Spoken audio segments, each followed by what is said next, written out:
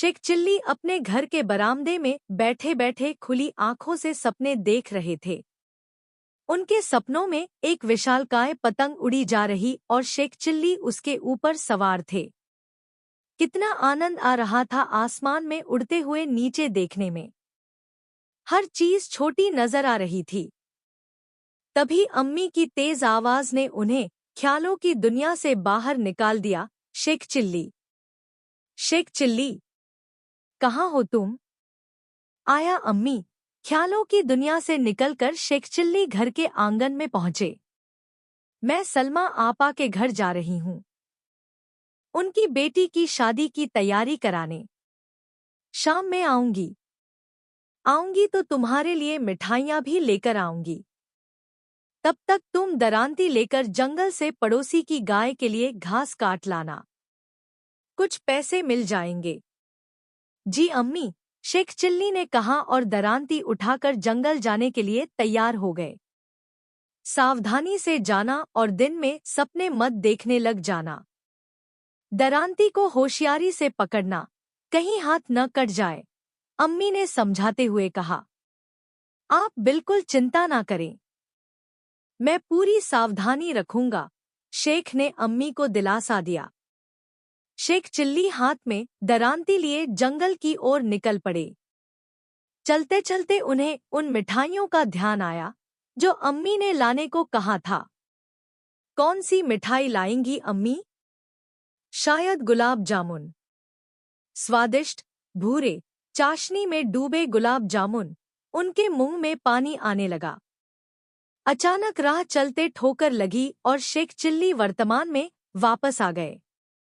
ओहा, क्या कर रहा हूं मैं? अम्मी ने मना किया था रास्ते में सपने देखने को, उन्होंने अपने आप को समझाया।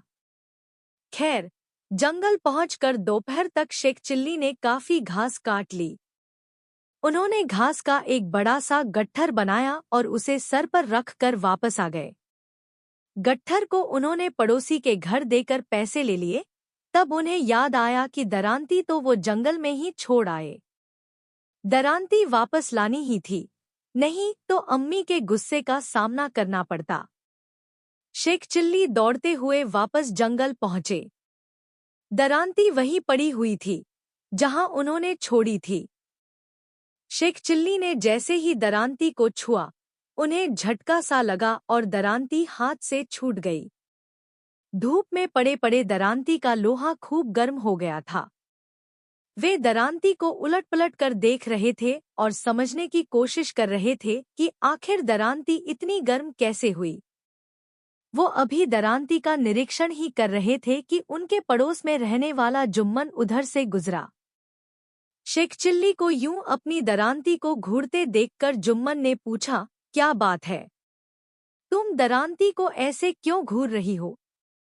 मेरी दरांती को कुछ हो गया है, ये काफी गर्म हो गई है, शेख चिल्ली ने चिंतित स्वर में कहा।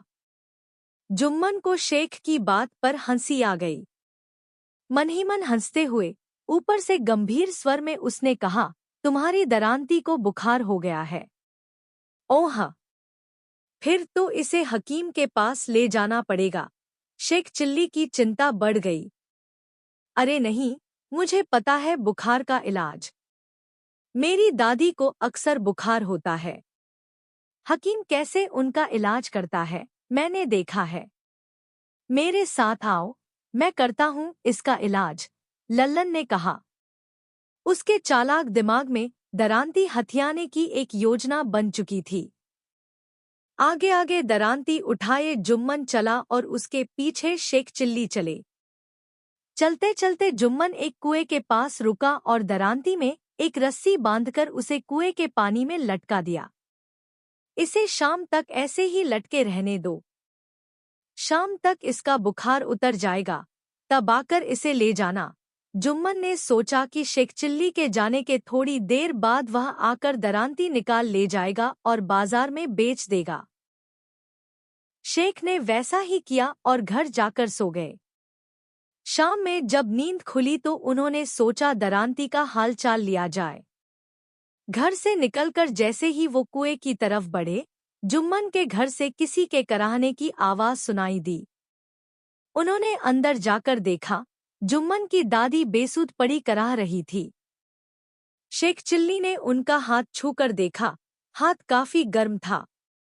उन्होंने सोचा, जुम्मन की दादी को बुखार है। जुम्मन ने दिन में मेरी मदद की, मुझे भी उसकी मदद करनी चाहिए।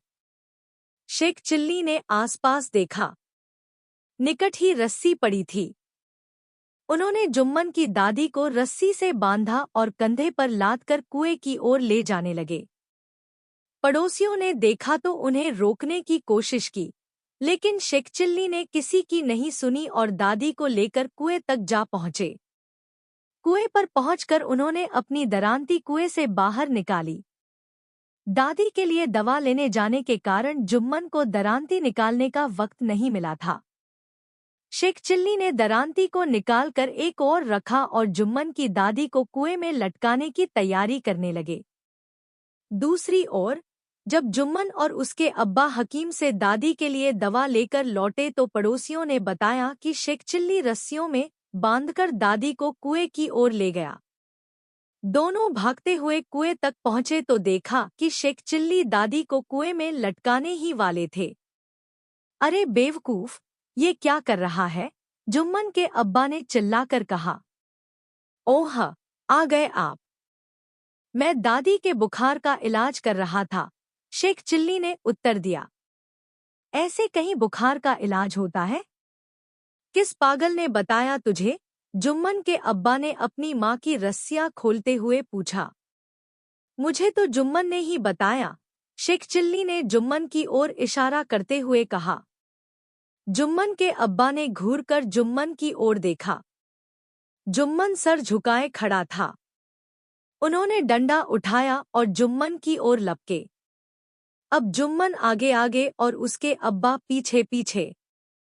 हैरान शेख चिल्ली अपनी दरांती के साथ घर वापस लौट आए, जहां अम्मी गुलाब जामुन के साथ उनका इंतजार कर रही थी।